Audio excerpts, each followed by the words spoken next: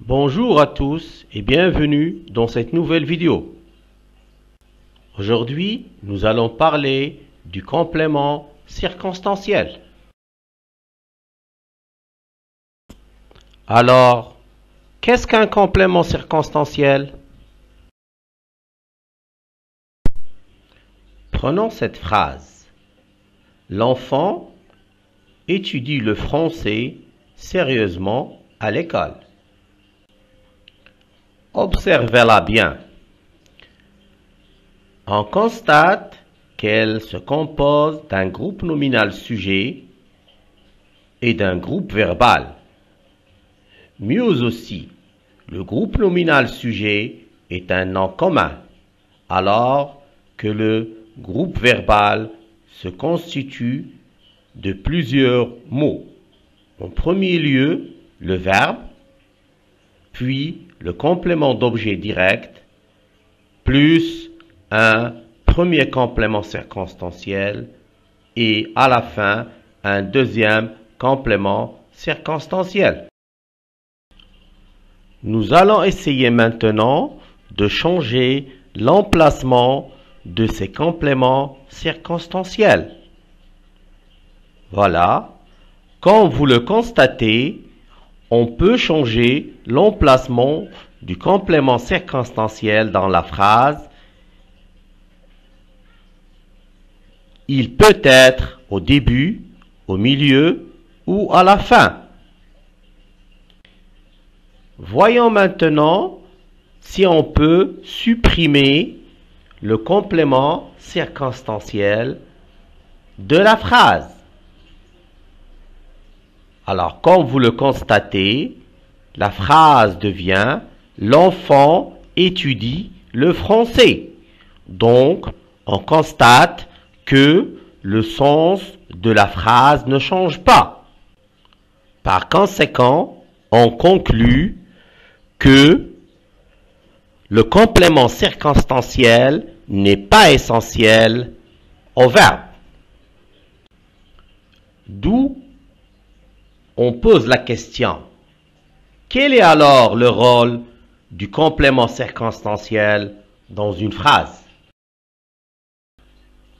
Pour bien comprendre le rôle du complément circonstanciel dans une phrase, on va étudier cette phrase. Chaque matin, Karim achète du lait chez l'épicier pour ses enfants. Par suite, la question qui se pose, c'est quand Karim achète du lait? La réponse, c'est chaque matin. On constate ici que chaque matin est un groupe de mots qui nous indique le temps où se passe l'action du verbe. Donc, le complément circonstanciel dans la première phrase est un complément circonstanciel de temps. Voyons maintenant si on pose la question de la manière suivante. Où Karim achète du lait? La réponse est chez l'épicier. Chez l'épicier est un groupe de mots qui indique le lieu. Donc, chez l'épicier est un complément circonstanciel de lieu. Et si on se demande pour qui Karim achète du lait, la réponse c'est pour ses enfants. Là aussi, le complément circonstanciel est un groupe de mots, mais cette fois-ci, il exprime le but pour lequel Karim achète du lait. Donc, c'est un complément circonstanciel de but. Prenons cette deuxième phrase. Elle court rapidement. Comment elle court rapidement?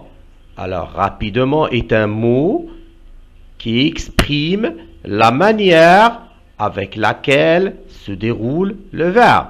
Donc, c'est un complément circonstanciel de manière. Récapitulons maintenant.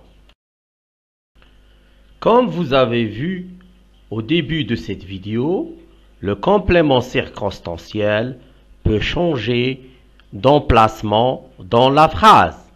Il peut être au début, ou au milieu, ou à la fin de la phrase.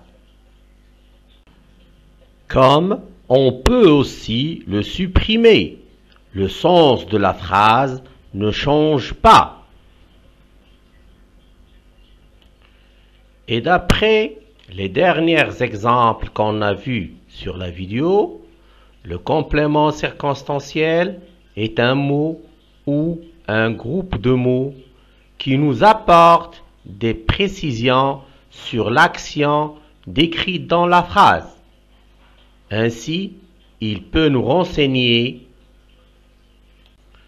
sur le lieu, et on pose la question où, sur le temps, et on pose la question quand, sur la manière, et on pose la question comment. Comme il peut nous renseigner aussi sur la comparaison, comme quoi, ou bien le but, dans quel but, ou bien sur la cause, pourquoi. De même, un complément circonstanciel peut aussi nous renseigner sur l'accompagnement en posant la question avec qui, ou la conséquence en posant la question avec quelle conséquence, et à la fin, le moyen en posant la question avec quoi.